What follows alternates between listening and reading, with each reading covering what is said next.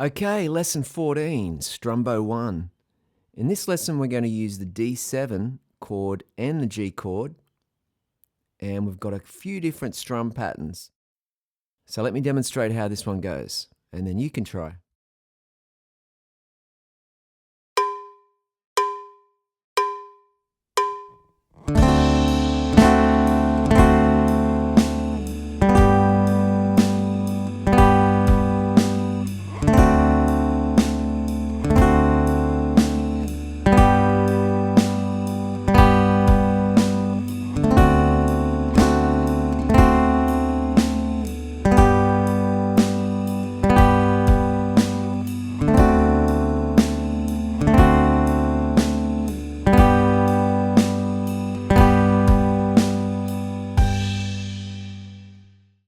Okay, try this on your own a few times and get comfortable with the chord changes moving between the chords.